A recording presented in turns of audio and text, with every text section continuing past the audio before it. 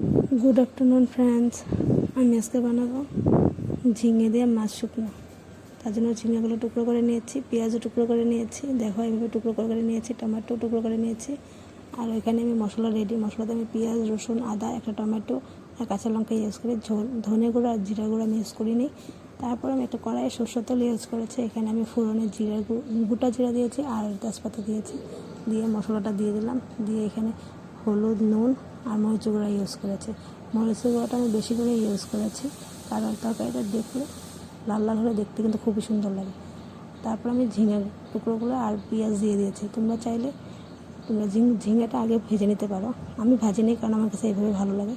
তারপরে আমি নাড়াচাড়া দিয়ে আমি ঢাকনা দিয়ে দিলাম। ঢাকনাটা খুলে আমি এখানে টমেটো দিয়ে দেবো। টমেটো দিয়ে নাড়াচাড়া করে আমি আবার ঢাকনা দিয়ে দেবো। ঝিঙে ঢাকনা খুলে মাছগুলো দিয়ে দেবো। মাছগুলো আমি আগে ভেজে রেখেছিলাম। তারপরে এখানে আমি জল দিয়ে দিলাম। জলটা কিন্তু আমি গরম জল ইউজ করেছি, আর আমি ম্যাক্সিমাম তরকারিতে গরম জলটাই ইউজ করি, কারণ গরম জলটা ইউজ করলে তরকারি কিন্তু খেতে কিন্তু আরও বেশি টেস্টি হয়। তারপরে নাড়াচাড়া করে এখানে আমি কাঁচা লঙ্কা দিয়ে আবার ঢাকনা দিয়ে দেবো, কারণ ঢাকনা দিলে ঝিঙেগুলো সিদ্ধ হয়ে যাবে আর মাছগুলোর ভিতরে মশলা ঢুকে যাবে।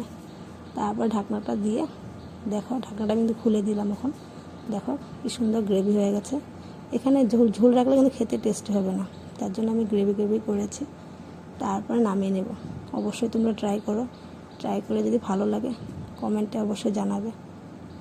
Bye bye.